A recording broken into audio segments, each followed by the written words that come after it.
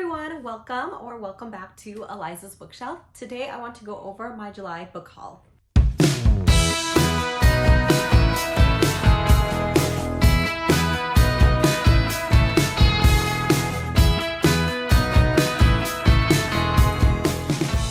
So I am pretty excited about my July book haul because I did not spend any money.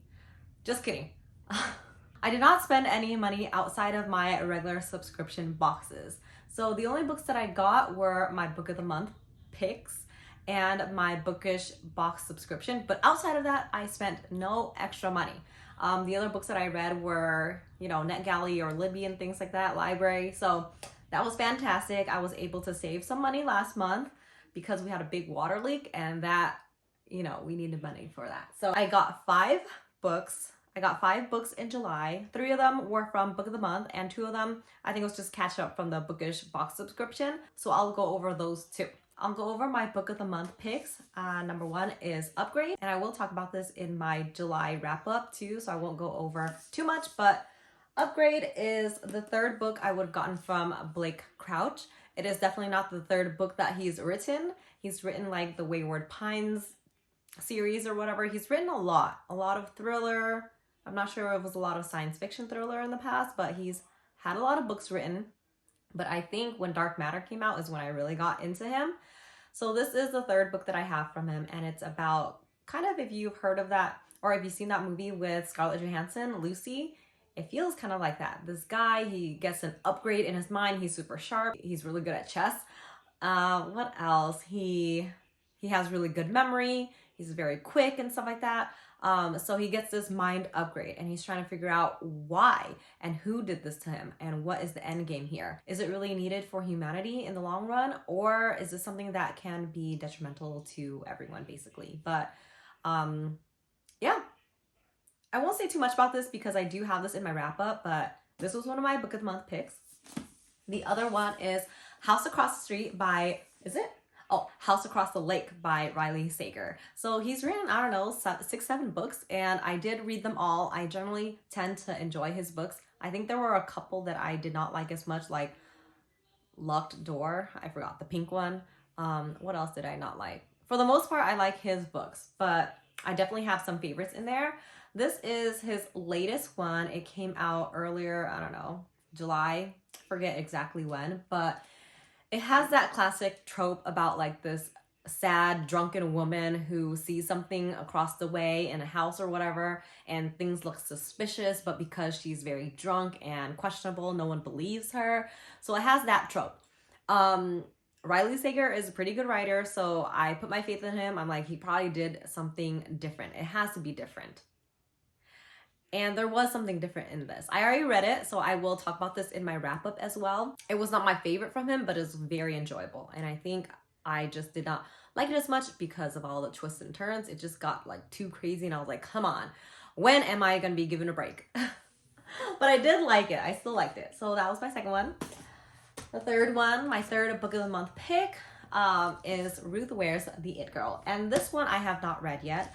But essentially, Ruth Ware, if you haven't heard of her, she's like a really popular mystery thriller writer. And she has a lot of books out too. Again, for her, I do hear her books can be hit or miss.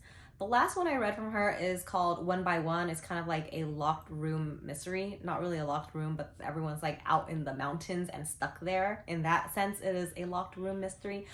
And I like that one, so I'm going to give this a try. This one is about the it girl. So a long time ago, there's this group of friends and there's a super popular girl in there that's really nice. Everyone's drawn to her, but she gets murdered.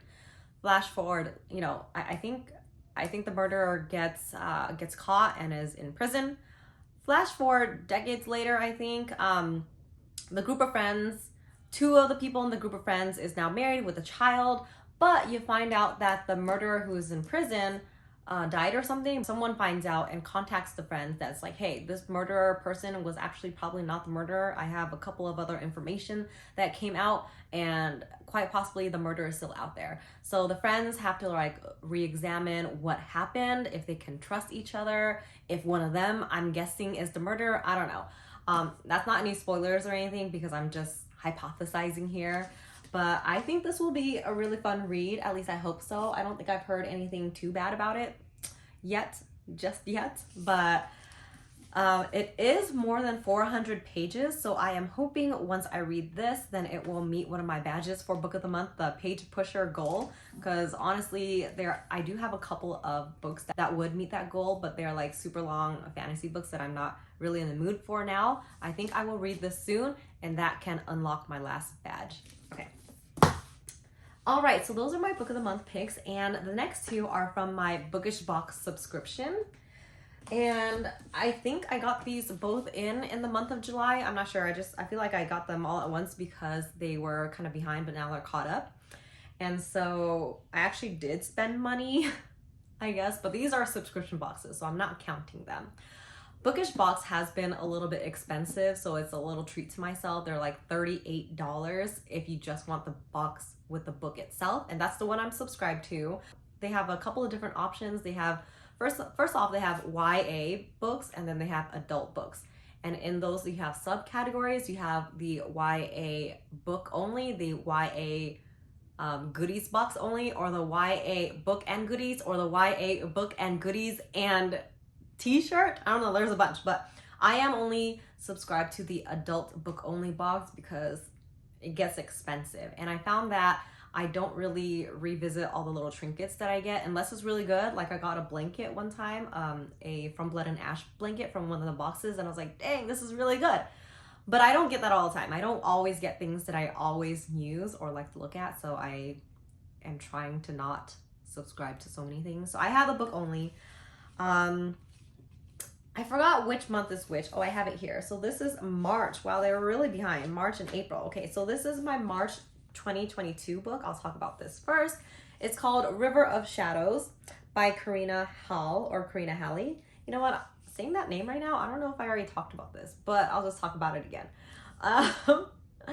So River of Shadows, basically it follows this girl who lives in LA, I believe, but she gets called to Ireland or somewhere yonder, if I'm not mistaken, if my memory serves me correct, which it doesn't all the time, but it's somewhere in Europe, I believe. She gets called over there because her father passed away. However, when she gets there, she actually figures out that her father is not her normal father. He's actually part of this magic, he's like a, what do they call him? Oh, her father is a powerful shaman who is actually working with the underworld and trying to prolong his life, and so it's questionable whether or not he's dead, but she's trying to figure it out and try to get him back by visiting this underworld. There she meets the god of death himself, and I think I remember when I was reading about this, it gave me like Beauty and the Beast vibes, because when she gets there and meets the god of death, that god of death gives her a proposition. Basically, he's like,